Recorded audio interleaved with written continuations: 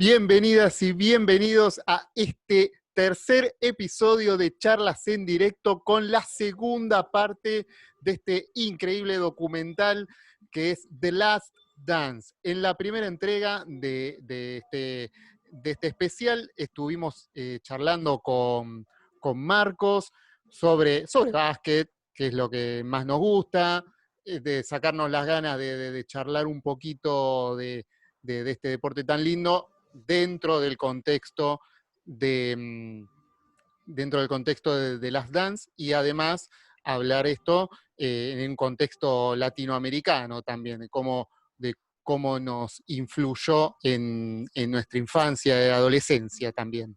Entonces, estuvimos hablando de básquet, estuvimos hablando de Scottie Pippen, estuvimos hablando de la NBA como negocio, como este gran imperio, este producto armadito que ya nos mandan por la tele, por ESPN, y llegamos hasta el momento donde Jordan recibe un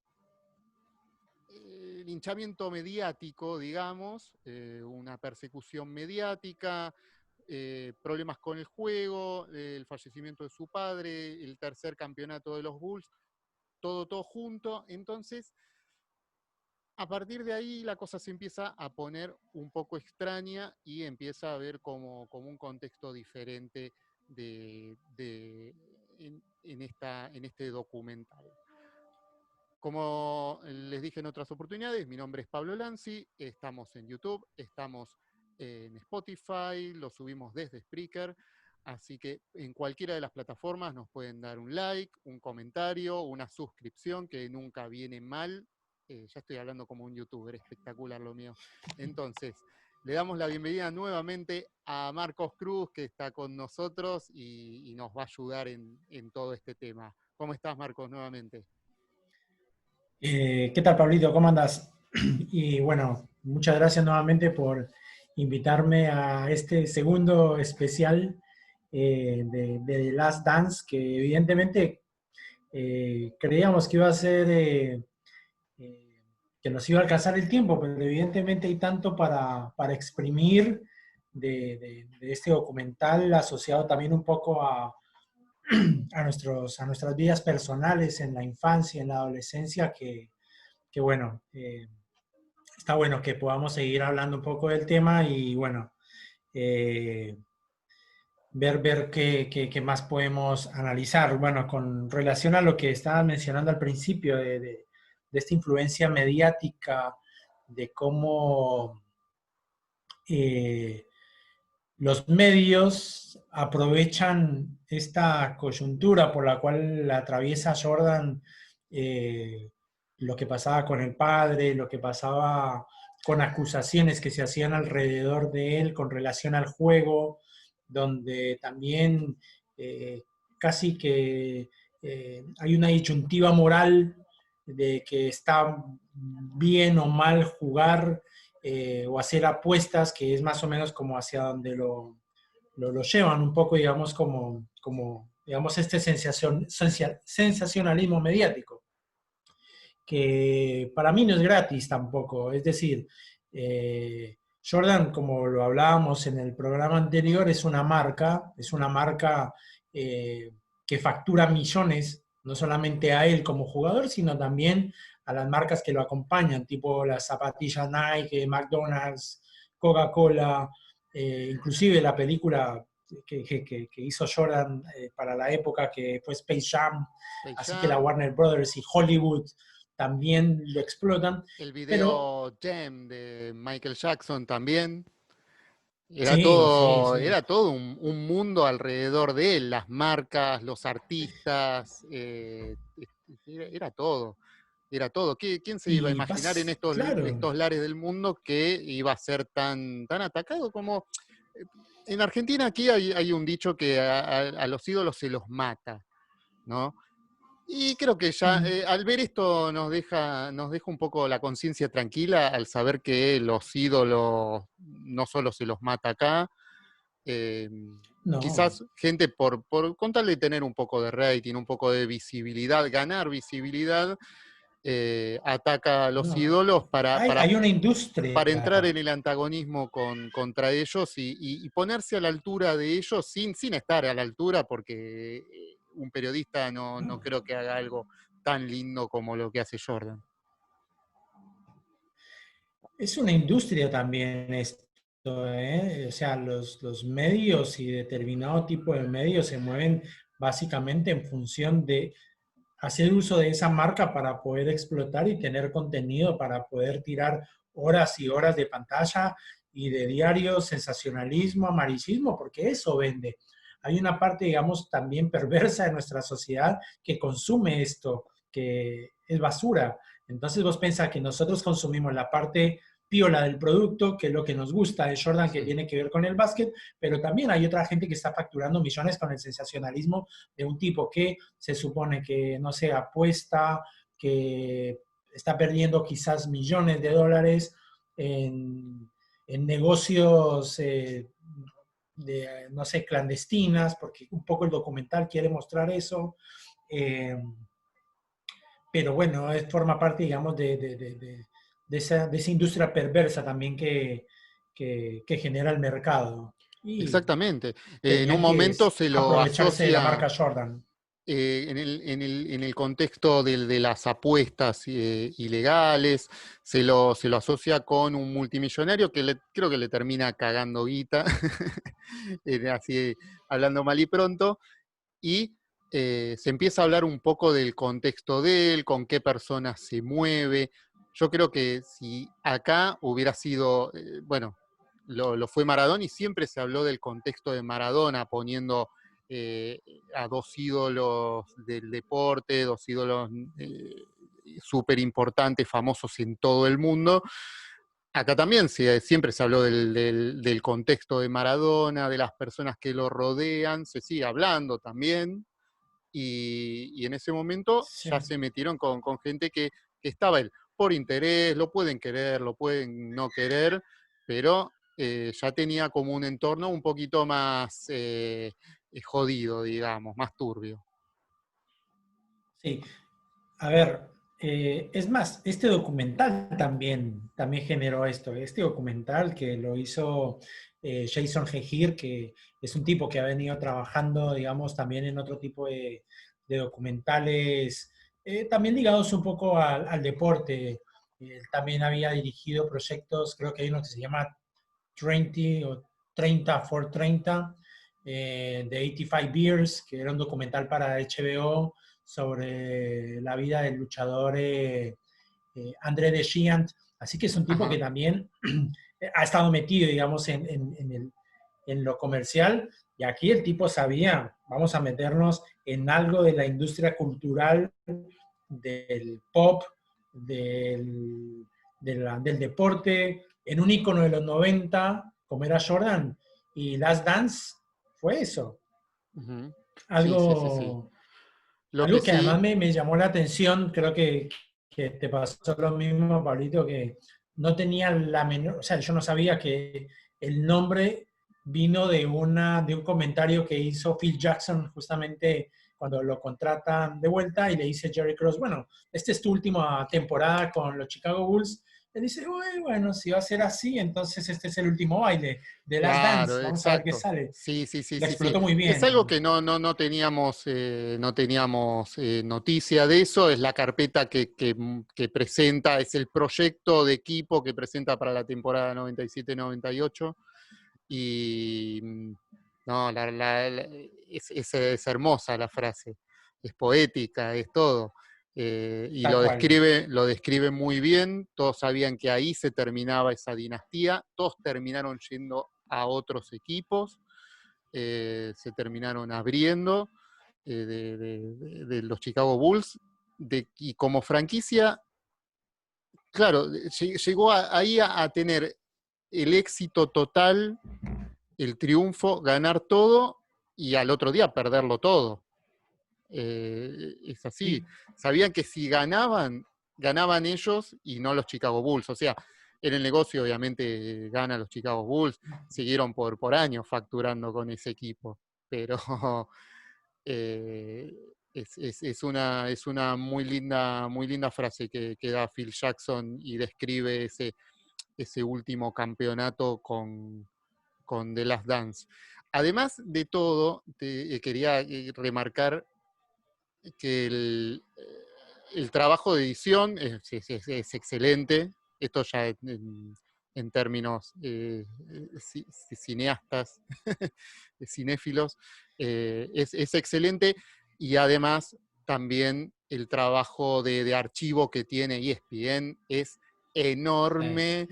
Tenían una cámara encima todo el día estos tipos. Por eso están apoyadas las cosas en imágenes. Vos podés ver muchos documentales donde cuentan cosas y bueno, y Sí, sí. quizás se pierde, no hay tantas imágenes, es bueno el trabajo de investigación, pero acá está todo documentado. Si dicen que Jordan apuró a un tipo, raro que no esté la piña de Jordan a Kerr, pero si te dicen que Jordan apuraba a un jugador, te muestran imágenes de Jordan apurando a ese jugador, presionándolo, metiéndole ficha para que reaccione. Es increíble el trabajo de archivo que hay. Parecía, parecía editado un poco, ¿no? Como que, Sí, como que lo juntaron y le dijeron, de bueno, hecho, actuate, actuate algo. no, pero editado con relación al tiempo, porque vos fíjate que, de hecho, The Last Dance, que es esa carpetita que vos decías, que salió a partir de un contexto de una frase que había dicho Phil Jackson, los tipos tenían claro que ese era el último año para ellos y permitieron el ingreso de cámaras, digamos, al vestuario, para ver los entrenamientos, también en los partidos, y que fue, digamos, como base material también para el documental, que en la parte de edición, como vos decías, algo también que se valora de la forma como hicieron el documental, es que pareciera que se hubieran también asesorado con, no sé si con pedagogos, te lo digo un poco por mi experiencia docente, Ujú. eh, porque el hilo conductor por el cual se desarrolla, digamos que es lo que hace que, digamos, la persona que está viendo el documental siente un poco más le genere también, le despierte sentimientos tales como la nostalgia, la curiosidad, la necesidad del saber y que tiene que ver con esa reversibilidad histórica, que digamos que Ajá. sería el término. Nos interesa saber el último año de la temporada 97-98 de los Chicago Bulls, pero fíjate que había una línea del tiempo y bueno, vamos a hablar de Jordan, pero ¿quién fue Jordan? ¿Verdad? Línea del tiempo atrás, Hermoso. entonces nos movemos a 1984. Y ahí entonces conocemos quién era Jordan, luego quién fue Pippen, quién fue Rodman, quién fue Phil Jackson, que yo tampoco no tenía ni idea de un poco de la historia de Phil Jackson, Sí, que era amante, imágenes digamos, de los... imágenes de Phil Jackson jugando también, Jugando, inéditas, no terrible. las había visto nunca. Un No, buenísimo. fideo en altísimo. Era desgarbado el tipo Sí, sí, sí, jugando sí. medio jorobado, pero se ve que, bueno, el tipo era buen jugador. Así Relación que con, el con drogas organizador, también. Es sí, increíble. era un Te enterás hippie. cosas. Sí, sí, sí, sí, sí, sí, sí, sí, sí. Un El jugador tipo era un hippie, hippie. además de que algo que me gustó, que tampoco sabía digamos, de este Phil Jackson y de lo que hizo con su equipo, que vos viste que la parte técnica de básquet es la importancia de la triangulación, digamos, en la formación de los equipos. Sí, Eh, la y ofensiva la otra, triangular. que la ofensiva triangular y defensiva triangular también, que Ujú. gracias a esa defensiva, el primer campeonato con los Detroit Pistons se lo ganan porque que era el primer equipo donde estaba Dennis Rodman. Era un Sí, equipo muy fuerte, con fuertísimo. o sea, era muy fuerte, los marcaban de una forma bestial, casi que recordaba a ciertos equipos de fútbol que se lo reconoce más por embarrar la cancha que por el juego lindo, por así decirlo. Claro, un Y estudiante de eso La Plata era del básquet. El bilardismo llevado al básquet. Era Piston, los Detroit Pistons de los esa época. Detroit, claro. los Bad Boys. Entonces la triangulación era ofensiva, pero también defensiva. Pero vos fíjate que Phil Jackson también tenía, digamos, un componente emocional en el armado del equipo que lo traía él de su propia vivencia con pueblos originarios, es decir, con culturas indoamericanas, Sioux o House, que tenía una cosmogonía que la quiso aplicar también al equipo. Entonces, vos te fijabas ahí de cómo parte, digamos, de los entrenamientos tenía la cultura navaja. Ajá. Tenía, de hecho, muchos elementos también como en su búnker ahí en el escritorio, Sí, sí.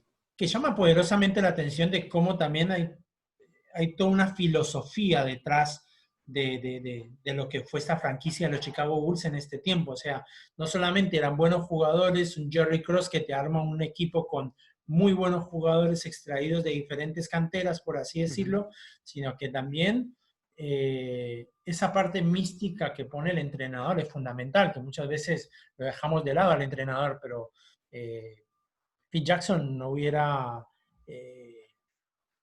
sea, fue el elemento, el condimento que hizo justamente que también los Chicago pudieran ser lo que finalmente fueron en esos años. Claro, exactamente. Sí, sí, sí, sí, sí. Hay un background importante, es el trabajo que uno no ve, el trabajo en la semana también que tienen los equipos, que uno no los ve, pero realmente no solo ese trabajo, ese entrenamiento, el entrenamiento duro, propiamente dicho, el físico, sino también ganaron todo desde lo mental y también desde la parte cultural. Creo que ellos aprendieron mucho. También esa salida que hace Dennis Rodman yéndose a Las Vegas y que Phil Jackson lo permite eso, sabiendo que se iba a mandar alguna. Michael Jordan lo va a buscar, después hay fuentes que dicen que lo desmienten, eso que lo fue a buscar, pero el mito está, la historia está y es increíble también, ¿no? Entonces, esa flexibilidad al ser también un chico rebelde en su época de jugador, Phil Jackson entiende a Dennis Rodman y lo pone en un lugar de, sí, este tipo necesitaba esa libertad para después romperla, porque después cuando volvió se puso los cortos y salió a la cancha y no sé cuántos rebotes agarró, lo de siempre, ¿no? Ese juego sacrificado de Dennis Rodman con los rebotes, los quites, y, Sí, sí. Es el y tipo era un que jugador también excelente. se ganó la confianza también un poco del equipo, más allá del entrenador, porque el equipo también le tenía, digamos, le tenía confianza también Ujú. al tipo. Bueno, vos andá y andate de joda y quédate tranquilo que sabemos que cuando entras a la cancha lo tirás 100%. O sea, está buenísimo también ese mensaje porque por un lado tenemos el tipo que entrega todo, como es Jordan justamente, se sacrifica, casi que el buchón con el otro, lo apura, lo aprieta, porque el equipo tiene que estar aceitado, tipo como una maquinita que tiene que funcionar bien. Pero no todos tienen que ser como Jordan, o sea, más allá de que él exigía y quería que fuera un poco así, pero no con todos, porque Claro. justamente con Dennis Rodman también se permitían darle un poco, digamos, como esas libertades. ¿Pero por qué? Porque el tipo también demostraba en la cancha que él cuando jugaba en serio, que cuando se iba de joda era fuera y cuando volvía lo entregaba todo. Ahora, es Dennis Rodman. Difícilmente también hubiera podido pasar con otro jugador. No sé, Claro. no solamente digamos, en el básquet, sino incluso en el fútbol. Qué sé yo, tantas veces escuchamos historias, incluso con el mismo Diego. Sí, No sé, se iba de joda y volvía, pero en la cancha la rompía. ¿Qué le claro, vamos a sí, hacer sí, al sí. Diego? ¿No? Y dale, traernos la copa, hermano, y la traía, y Y claro, sí, bueno, sí, sí, sí. como dice Manu Chao, y bueno, sí, Si La yo vida es un fuera carnaval. Maradona, viviría como él, claro. Totalmente, yo también viviría como él. Sí, Obviamente, obviamente. así Y que, ¿qué le ibas a exigir a Rodman? Nada. nada, nada, realmente nada. Y ahora nos vamos a entrar en un tema ya un poco más áspero, porque el, el 3 de mayo se, se estrena el quinto y el sexto capítulo. Bien, de todos los lunes, hace mucho uno no espera estrenos un día de la semana para poder verlo primero que nadie y estar esperando ahí a que suban el documental. En esa fecha suben un capítulo, el quinto, donde donde se indica que Michael Jordan aporta a la campaña de Harvey Gantt, que un senador por Carolina del Norte, Sí, que estaba contra Jesse Helms, que era un conocido racista, ¿no? un republicano, sí, sí, bastante Sí, sí, sí, nefasto. sí, bastante nefasto. Y él aporta un dinero, lo dice, y hay también una declaración en el mismo documental de Obama diciendo que esperaba más de Michael Jordan, que esperaba como una Mm, declaración, poniéndolo casi en paralelo con Muhammad Ali, un hombre muy, muy arraigado con la lucha afroamericana, con los derechos de los afroamericanos en Estados Unidos. Y luego, este documental termina el 17 de mayo. El 25 de mayo, estamos poniendo todo esto en un contexto, siempre hablándole sí, a la sí. gente que está escuchando esto ahora y la gente en el futuro que lo va a escuchar, esto en el contexto del asesinato de George Floyd, el 25 de mayo. ¿Bien?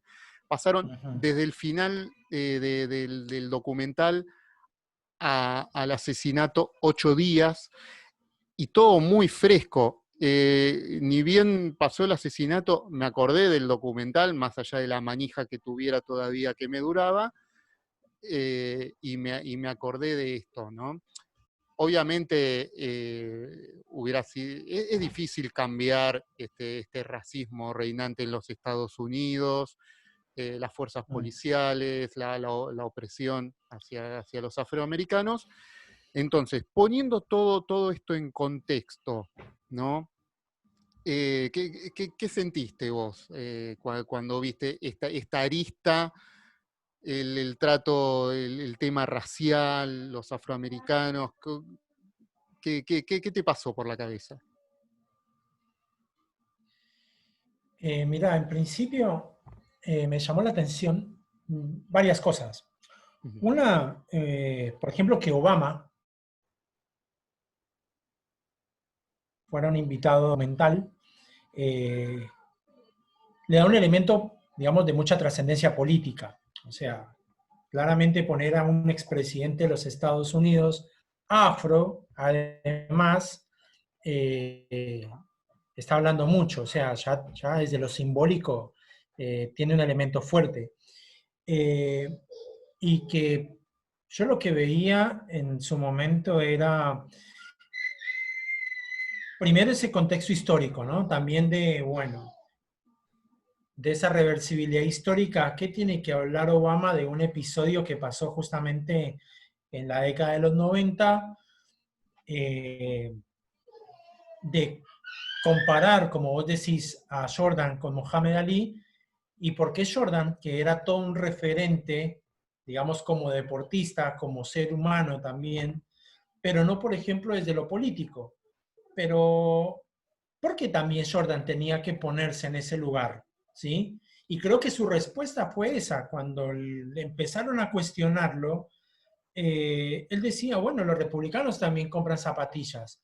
Es decir, el primero que le escucha, ¿qué? ¿cómo va a decir eso? O sea, es decir, ¿te importa más El el hecho negocio de que, claro, el negocio de poder dolió, dolió mucho, creo. enriquecerte, claro, de poder enriquecerte vendiendo tus zapatillas cuando hay un problema, digamos, social? A mí no me gusta mucho decirlo racial porque en pleno siglo XXI no podemos seguir hablando de razas.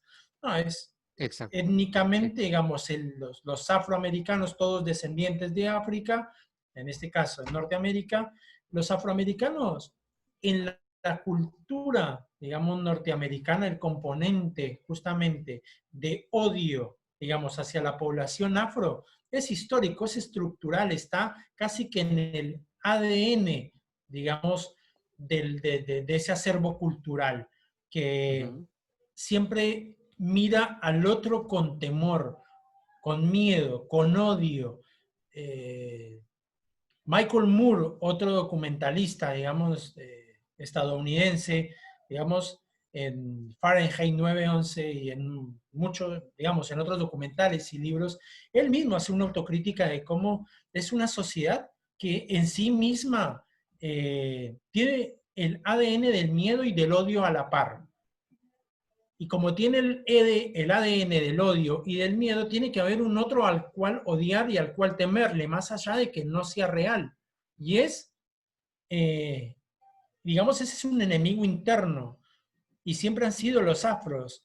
O sea, no en vano por eso estuvo el Ku Klux Klan, digamos, estos idiotas de los supremacistas blancos y un Trump, que es justamente el presidente de los Estados Unidos. Qué regalito. Entonces hay una carga muy fuerte ahí y a mí digamos, me sorprendió, pero no digo que me jodió porque nuevamente se hizo política, pero ese concepto de la mal llamada política para Ujú. ensuciar o para aprovecharse un candidato de lo que no había querido y al final sí había hecho Jordan, como es, no voy a dar mi voz para apoyar al candidato demócrata, sin embargo el tipo lo financió, había financiado la campaña del senador demócrata, Claro, pero pero eso con no la se frase que en sabe, su claro, momento, exactamente. claro, eso, digamos, lo supimos después, Claro. pero con la frase desafortunada de que los republicanos también compran zapatillas, digamos, en su momento sí fue, digamos, como Sí. ese generó ese malestar porque todos esperaban justamente que Jordan, con su historial también, no solamente por lo que había vivido su familia, sino en general el pueblo afroamericano, es decir, dale, hermano, ponete un poco en la piel, digamos, de este pueblo oprimido históricamente por el blanco en los Sí. Estados Unidos y como que no jugues, digamos, digamos como con eso. Así que luego, como decís, si lo vemos después con lo que estaba pasando en esas semanas, con lo de George Floyd, de esta maldita policía que eh, digamos, asesina digamos, a este tipo que evidentemente lo matan simplemente por eso, por su color de piel, por nada más, por ese miedo y Ujú. ese odio justamente al que es diferente. Exacto. Eh, y todo lo que se desató después en las calles de Estados Unidos y que inclusive hoy todavía, digamos, lo vemos, que está hermoso. A mí me encanta. ¿Por qué? Porque cuando se empieza no solamente digamos, a manifestar esta gente en la calle, sino que empiezan a romper con lo simbólico, como por ejemplo esto de tirar la estatua de Colón, como Ujú. tirar la estatua Sí. de los esclavistas. Ese juego y ese elemento simbólico lo que hace es tratar de derrumbar esos odios estructurales que están ahí insertos en la sociedad, porque siempre lo que hay que romper también es lo simbólico. Y lo simbólico es algo que en lo cultural muchas veces lo dejamos trascender en el tiempo. Y Queda, cuando se queda, empieza a romper eso, queda en las mentes de las claro, personas y te termina, o sea, lo que pasa acá, lo que pasó con la campaña al desierto, eh, son cosas que quedan, uno lo lee de chico en los libros de sí, historia, y bueno, fue una campaña para ganar tierras de la Patagonia, y no es eso, es un genocidio, y que queda acá tiene en la que ver con estructura. eso, y bueno, acá la estatua de Exacto. Roca sigue, hablando algo bastante local, la estatua de Roca sigue, y allá, acá sería todo un símbolo, en el caso Es un símbolo. de desaparecer esa estatua horrible, eh, espantosa, de Que, tirarla abajo, sería la verdad sería espectacular, que es un pero proyecto bueno, que está ahí, ¿eh? Ojo, hay un sí, sí, proyecto sí, sí, sí, sí, de está. sustituir ese monumento. Uno de los impulsores fue hoy el difunto Osvaldo Valle, el Sí. historiador y anarquista, que muy inteligente él, hablando justamente esto de los símbolos, una forma de romper con este simbolismo también, digamos, ya en el contexto argentino, de, de, de romper con esa idea de civilización y barbarie, es derrumbar ese mito y el mito simbólico de Roca y sustituir ahí a la mujer originaria, Ujú. que se había hecho hace unos años, no sé qué pasó con ese proyecto de Sí, estaban almacenar y de juntando recolectar, juntar las llaves, ¿te llaves, sí, acordás? sí, sí, Sí, exactamente. sí, Sí, sí, sí, sí. La verdad que da mucho, mucho que pensar este capítulo, ¿no? Ahí en el medio sí, está el negocio que como que con esa frase lo defiende Jordan al negocio por sobre las opiniones. Por eso mismo, quizás las palabras hubieran sido de mucho más peso que el aporte financiero que se le hizo, ¿no? Al decir eso y perder el candidato encima pierde. por Carolina del Norte, al perder, ahí quizás se dan cuenta que el valor de las palabras y una declaración hubiera sido, hubiera sido de mucho más peso, ¿no? Claro, así es, pero bueno, Jordan en ese momento no estaba apostando a eso, ya que No, hablamos que la apuesta apostaba en el terreno de los juegos de azar, como apostaba él mismo eh, en la cancha cuando lo daba todo.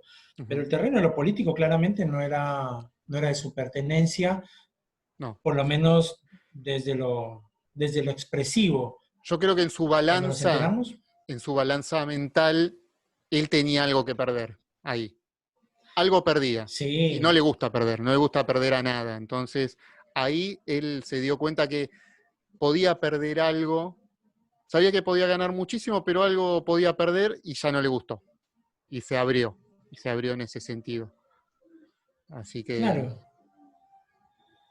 ese forma es parte de su jodido. misma personalidad en ese sentido, pero eh, ¿qué se le puede discutir también? O sea, que es justamente lo que Obama dice, pasaba también por otras cosas, Sí, eh, pero no puedes dejar de remarcar lo que el tipo dio y entregó siendo Jordan como una marca o como un ser, como un emblema, como una identidad o como la identidad misma, digamos, de los 90, de la década de los 90, frente a un tipo que también es un ser humano. exacto. De vuelta, volvemos a hablar, digamos, como la misma historia del Diego. Uh-huh. ¿Lo Sí, vamos a sí. rematar por eso? No, No, no. totalmente. Totalmente. Y luego ya acercándonos al final, ¿qué te pareció en el último capítulo, ¿no? El Pizzagate, digamos, de este documental que fue el pedido de la pizza envenenada, que ya luego Terrible. al otro año no comete el mismo error, digamos, aprendió de ese error como cuando envenenan a un rey para tomar el trono, lo quisieron envenenar y, Tremendo. y luego ya aprendió de eso, se comió toda la pizza y yo me acuerdo que cuando vi la transmisión de ESPN, habían dicho que tenía fiebre, después jugó Sí, como sí. pudo, pero no habían comentado nada en el tema, ¿no? Como que lo reservaron, eh, preservaron eso a algo un poco más mágico, como que está enfermo y juega igual. Fue algo así, ¿no? y en realidad lo habían Yo, tratado de envenenar para que no jugara, increíble. para mí, yo cuando lo vi inmediatamente me acordé de Bilardo. No sé por Sí, qué, del bidón de Branco. Es verdad, pero no me había claro, acordado. Bilardo no le hubiera hecho, ¿cómo vas a pedir una pizza? No, salí, no, te la hago yo, te la hago yo. pero claramente el entrenador del otro equipo, por eso digo, algo tuvo que haber visto de lo que pasaba en el sur del continente con el fútbol. Ya Bilardo tenía un poco de fama y no fue gratis lo que pasó en Salt Lake City. Claro, ¿no? Todo, o sea, no había un restaurante abierto. Curiosamente, solo hay una pizzería abierta. El chabón tiene hambre porque lo demoraron. La caravana terrible. Bueno, lo único que había para comer era pizza. Y al tipo lo envenenan, o sea, lo intoxican. Es tremendo. Sí. Eh, Parece de los simuladores. y No sé si viste los simuladores. sí, Parece sí, de los sí. podrían hacer todo un Eh, capítulo de los simuladores con la entrega de la pizza Jordan para que no pueda jugar el partido. no, y otra cosa que me pasó con ese final, dándole el cierre que decís, eh, también me remití en el momento que veía digamos, ese último capítulo, que era como los capítulos de los supercampeones, que Sí, eran muy largos, eran extensos esos capítulos, y uno intuía que el equipo del Newpi iba a ganar. Ya claro. sabíamos, este final era cantado porque fue el final de 1990, de la temporada 97-98. Es Ujú. decir, ya sabíamos que los Bulls iban a ganar, digamos, el sexto anillo lo iban a recibir, pero lo vivía con la expectativa de un partido que no hubiera visto. Es decir, ya lo vi, yo vi ese partido, lo vi varias veces, Sí. ya sabía que salen campeones, que iban a ganar el anillo, pero tenía la expectativa nuevamente como si no supiera cuál iba a ser el marcador, el resultado, y me llenaba de angustia. Y el factor Y es esa sorpresa que juega sensación, el claro, documental, el factor sorpresa es Kerr. que Es Kerr, con toda la anécdota que tira detrás. exactamente, con su pasado, con lo que vivió. Entonces, es la historia que no te esperabas detrás de esa historia, bueno, del final feliz que tiene el documental y previsible. No, por eso lo bueno de este documental es que nadie te spoileaba nada. No, Eh, era cuestión de, si ya, uno investigaba y empezaba a buscar todas las anécdotas, el anecdotario de Jordan en su carrera, lo iba a encontrar en algún lado, esa información estaba, no dice nada nuevo. Pero nada el nuevo, ponele, documental, claro. primero para otra vez, nuevamente en el contexto de nuestros países, de Latinoamérica, hay cosas nuevas, hay cosas que no sabíamos, pero si nos tomamos el trabajo de investigar, iban a estar. Capaz que algún Sí, youtuber seguro. hizo De en algún hecho, hay momento muchos canales de YouTube sí, donde es como que si tratas de curiosidades, armar, podías ver, claro, eso, como curiosidades el detrás de escena, digamos. y armar una idea. Pero, digamos, la realización audiovisual que tiene el documental es que maneja también, digamos, o ponen en juego, digamos, todo un escenario de emociones que hacen justamente que el espectador se meta de esa forma y sufra y se emocione como si nunca hubiera visto el partido, no supiera, digamos, cuál es el resultado final, digamos, de esa temporada. Eh, Me parece que los elementos que ponen en juego para la realización misma del documental fue bastante interesante. Sí, Claramente es un documental, no sé en términos de premios, si va a ser reconocido o no, pero digamos, el tipo facturó millones, es decir, Jason Hegin, que es el director y uh-huh, productor de Last Dance, claramente se la jugó también con un muy buen producto exacto. eh, y para mí fue exitoso, digamos, este documental. Millones de personas en el mundo lo vieron. Gente que No no quiero, esperaba nada, o sea, no esperaba nada desde el punto de vista del básquet. Decir, y quizás sí, es un claro, documental de Jordan, sí, a mí no me gusta mucho el básquet, o no es el deporte favorito, y se encontraron acá con una una historia sorpresa. increíble.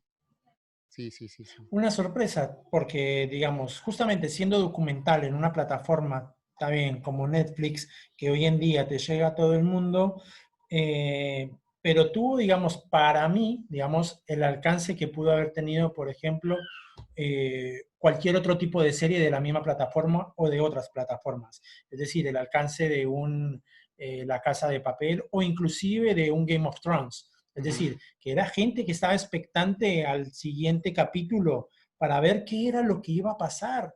Y lo veíamos en las redes sociales, era tendencia, The Last Dance era hashtag cada Claro. semana o cada 2 semanas, y siempre había como algo que decir.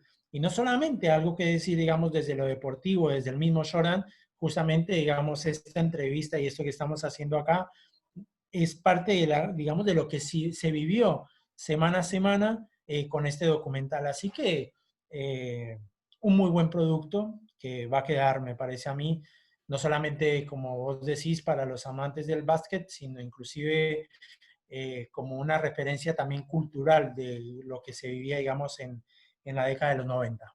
Sí, sí, sí, sí, un documental noventoso a full, y los que vivimos esa época nos acordamos de todo, no sé, nos hacía recordar los partidos, nos hacía recordar cuando íbamos a jugar, nos hacía acordar un montón de cosas, las modas, la música, todo. Así que, la verdad, muy completo, y vamos cerrando.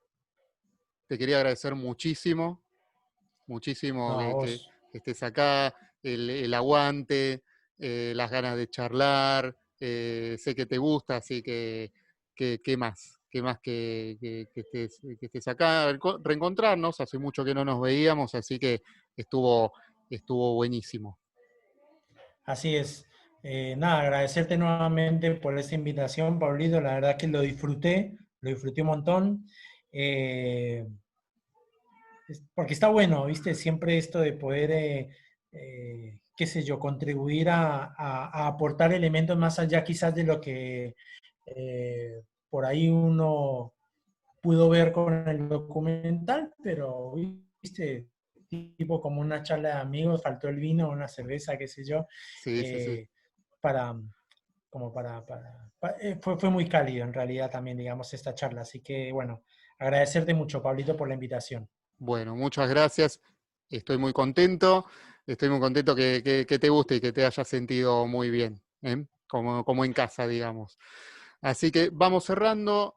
Mi nombre es Pablo Lanzi. Esto fue Charlas en Directo, el tercer episodio, la segunda parte de este resumen de Last Dance. Quedaron un montón de cosas, hasta me gustaría saber qué whisky se estaba tomando MJ ahí, si era un Coiba, si era un Partagás, no sé, quería saber todo sobre este documental, pero seguramente van a quedar cosas afuera. Si alguien se Sí, un acuerda de montón. algo, quiere tocar algún tema, dejan un comentario, como siempre. Estamos en Spotify, en YouTube, en Spreaker. ¿Y qué pasó? Ah, me dejaste picando con ese tema de los Coiba, Ah, eh, claro.